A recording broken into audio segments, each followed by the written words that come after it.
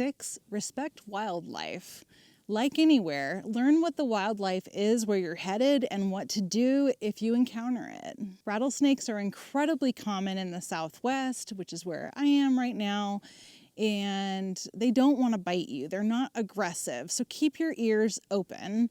And if you want to know what to do if you see a rattlesnake, click up here. Wildlife expects to see human beings when they're out on a road or a trail, and they're much more disturbed by it when they're in the backcountry and away from a trail. So keep yourself on trails wherever possible.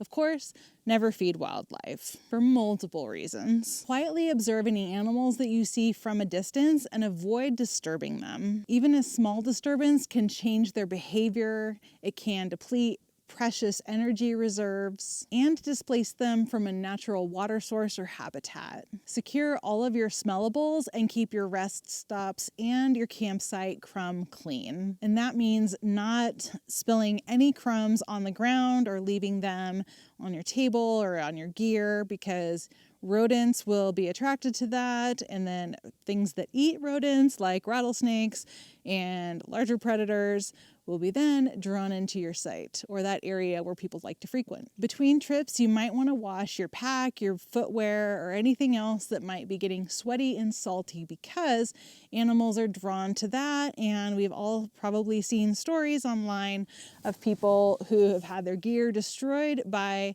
a rodent who went for the salt on the straps of their pack. Marmots are great for doing something like that. But out in the desert here, you'll see rodents do that a lot. Suspend your food a few feet up off of the ground if you don't have your vehicle right there, and away from tree limbs to avoid scavengers. And the most common scavengers out in the desert are going to be skunks, ringtails, and rodents like mice. Now that said, mice can climb up and down that line, so you may even want a hard-sided container like a bear canister. This is what I personally do, even if it's not required, because it keeps out everything. Avoid visiting during times of high stress for the animals. So for example, mating and birthing seasons, in the highest heat of the desert, during droughts when water is really scarce, and food sources are also very scarce. You may have heard of hantavirus, and this is spread by mice, and usually it's when the virus is aerosolized from the mouse's urine or feces.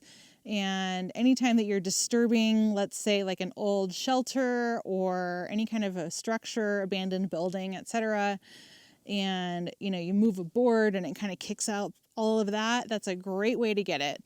And if you happen to touch a surface that has it and then you put that to your mouth or your eyes are actually the biggest way that things tend to get in, but you can get hantavirus any of those ways. And it can be fatal. So definitely avoid sleeping in these kinds of places and drawing mice into your campsite. Keep good control of your pets, and that includes even if they're on a leash, that's still disturbing to wildlife. The best thing to do is really to leave them at home, but I know as a dog person that I love being able to bring my dog with me on some of my adventures. Now that said, keep your pets, again, under control and dispose of their waste the same way that you do your own. Mountain goats. Those are mountain goats.